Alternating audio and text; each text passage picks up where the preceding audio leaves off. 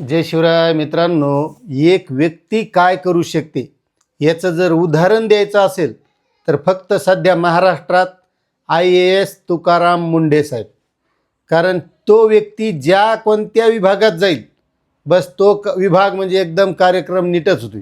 आता सध्या तुकाराम मुंढे साहेबांनी अन्न व औषध प्रशासनाचे सूत्र हाती घेतल्यापासून महाराष्ट्रामध्ये दूध असेल, हॉटेल असेल, खानावळी असतील, ढाबे असतील किंवा दूध डेऱ्या असतील, गुटखा माफिया असतील, पान टपऱ्या असतील, सगळा कार्यक्रम नीट झाला आहे फक्त एका माणसामुळं.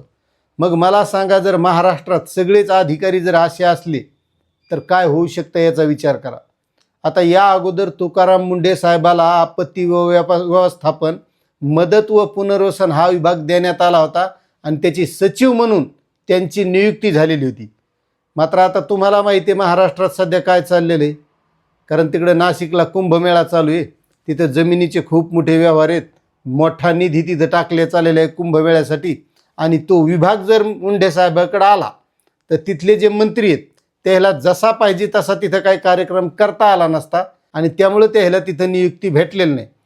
मात्र आता महाराष्ट्रात जे काही गुटखा माफी आहेत, गुटखा विक्रेते, यायला आता यापुढं जर सापडला, वाहतूक करताना असेल, विक्री करताना असेल किंवा गुटखा निर्मिती करताना असेल, बस त्याच्यावर आता मकोका लावण्याचा निर्णय तुकाराम मुंढे साहेबांनी घेतलेला आहे. आता तुम्ही पाहिला असेल सध्या महाराष्ट्रात मेडिकल दुकानदारसुद्धा दुकान सोडून जाईन सध्या. कारण कुठंही या खाद्यपदार्थामध्ये जर काही भेसळ आढळली तर बस त्याच्यावर कडक कारवाई करण्याचे आदेश आता तुकाराम मुंढे साहेबांनी दिले आहेत. बरं, मग मला एक म्हणायचं आहे की या अगोदर अधिकारी नव्हते का त्यांच्या जागेवर आयुक्त म्हणून होते का नाही? पण त्यांना हा कार्यक्रम जमला नाही किंवा करीत नाहीत किंवा बाकी तुम्हाला माहिती आहे आता देऊन घेऊन कार्यक्रम चलत आहेत सगळे.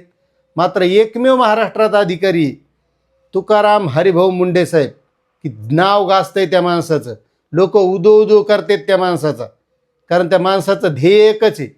त्यांनी मागं त्यांच्या मुलाखतीमध्ये सांगितलं होतं, त्यावेळेस माझ्या आईनं माझ्या डोक्यावरून हात फिरवून सांगितलं की बेटा, तुला जेवढं समाजाचं भलं करता येईल, जेवढं चांगलं करता येईल तेवढा करण्याचा प्रयत्न कर. आणि आज तुकाराम मुंढे साहेब फक्त समाजाचं भलंच करतात.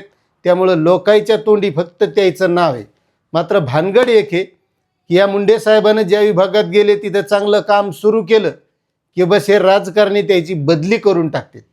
त्यामुळे एक लक्षात घ्या मित्रांनो, जर असा अधिकारी जर अशा खाद्यपदार्थाच्या विभागामध्ये आयुक्त असेल, फूड्स अँड ड्रग्समध्ये, तर त्या माणसाची बदली व्हायलाच नाही पाहिजे.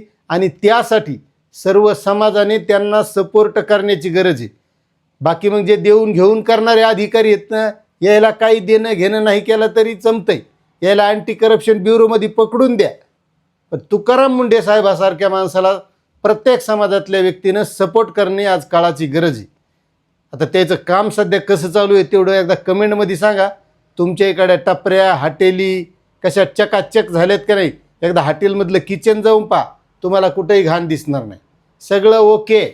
पेड्यावर पुन्हा नेमकी तारीख कधी तयार झालंय का नाही तसं एकदा तसं कमेंट करून सांगा. आणि तुकाराम मुंढे साहेबाचं काम एकदा मुद्दाम सांगा कमेंट करून कसं काय. धन्यवाद.